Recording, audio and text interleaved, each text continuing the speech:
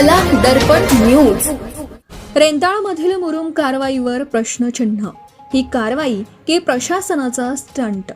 अवैध उत्खनन, महसूल बुडवणूक आणि अधिकाऱ्यांच्या भूमिकेवर गंभीर आरोप.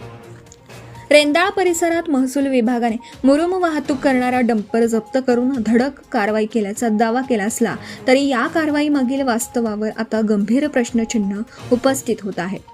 फक्त विदाऊट हप्तेवाल्यांवरच कारवाई होते का, असा संतप्त सवाल स्थानिक नागरिक, शेतकरी आणि सामाजिक कार्यकर्त्यांकडून उपस्थित केला जात असून ही कारवाई म्हणजे प्रशासनाचा दिखाऊ स्टंट असल्याची जोरदार चर्चा सुरू झाली आहे. गेल्या 3 वर्षांपासून रेंदाळ व हुपरी मंडल परिसरात मोठ्या प्रमाणावर मुरुम, माती व दगडाचं अवैध उत्खनन सुरू असल्याचा आरोप सातत्याने होत आहे.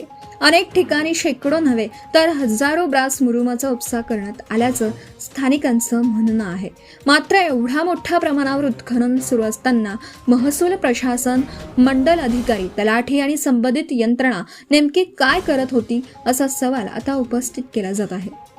स्थानिकांच्या माहितीनुसार अनेक प्रकरणांमध्ये केवळ 100 ब्रासपर्यंत रॉयल्टी भरून प्रत्यक्षात हजारो ब्रास मुरुम उपसा केला जात आहे. शासनाच्या महसुलाला लाखो रुपयांचा फटका बसत असताना संबंधित अधिकारी मात्र डोळेझाक करत असल्याचा आरोप नागरिकांकडून होत आहे.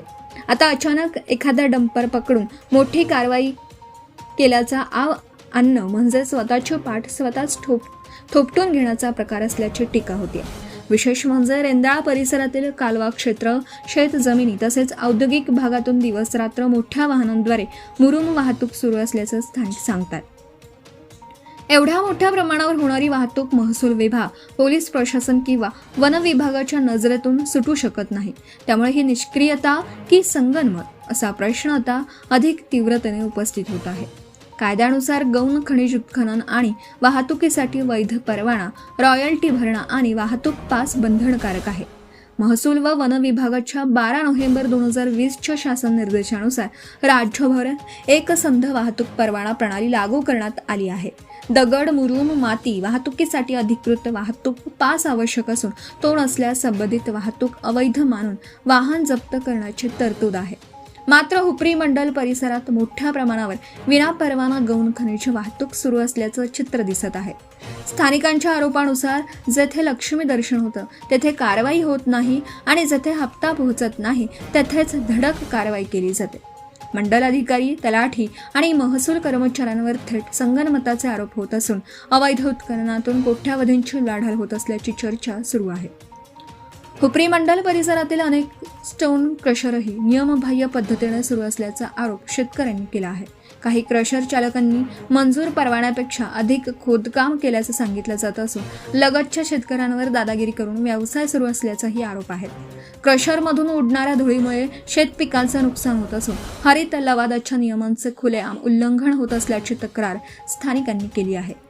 थेट शेती क्षेत्रात स्टोन क्रशरना परवानगी कशी देण्यात आली, पर्यावरणीय मानके, अंतरनियम आणि प्रदूषण नियंत्रणाचे निकष पाळले गेले का, याची चौकशी व्हावी अशी मागणी शेतकरी वर्गातून होत आहे. याचबरोबर महसूल विभागातील कर्मचाऱ्यांच्या जीवनशैलीवरही प्रश्न उपस्थित होत आहेत. शासनाकडून घरभाडे भत्ता घेणारे अनेक तलाठी व मंडल अधिकारी मुख्यालयात राहत नसल्याचं सांगितलं जात आहे. नागरिकांची कामे वेळेत व्हावीत म्हणून मुख्यालयात राहणं बंधनकारक असताना अनेक अधिकारी आपल्या सोयीच्या ठिकाणी वास्तव्यास असल्याचा आरोप आहे. शासनाचा पैसा घरभाड्यावर आणि वास्तव मात्र आलिशान पद्धतीने अन्यत्र, अशी चर्चा परिसरात रंगली आहे. काही वर्षापूर्वी हुपरी मंडल परिसरात गौण खनिज वाहतुकीवर कडक कारवाई करण्यात आल्याने शासनाच्या तिजोरीत मोठा महसूल जमा झाला होता. मात्र गेल्या वर्षभरात कारवाईचा वेग मंदावल्याने शासनाचा कोट्यावधी रुपयांचा महसूल बुडाल्याची भावना व्यक्त होत आहे. आर्थिक अडचणीत असलेल्या शासनाचा महसूल वाचवण्याऐवजी संबंधित अधिकारीच महसूल फस्त करत असल्याचे आरोप आता उघडपणे होऊ लागले आहेत. सामाजिक कार्यकर्त्यांनी या संपूर्ण प्रकरणाची उच्चस्तरीय चौकशी करण्याची मागणी केली जाते. गेल्या 3 वर्षातील सर्व उत्खनन परवाने, रॉयल्टी नोंदी, वाहतूक परवाने, स्टोन क्रशर परवानग्या आणि महसूल विभागाच्या कारवायांची चौकशी करण्यात यावी अशी मागणी होत आहे. अवैध उत्खननातून शासनाचा महसूल बुडवणारे, नियम मोडणारे तसेच संगनमताने संरक्षण देणाऱ्या अधिकाऱ्यांवर कठोर कारवाई करण्याची मागणी नागरिकांमधून जोर धरू लागली आहे. Subscribe now and press the bell icon. never miss an update.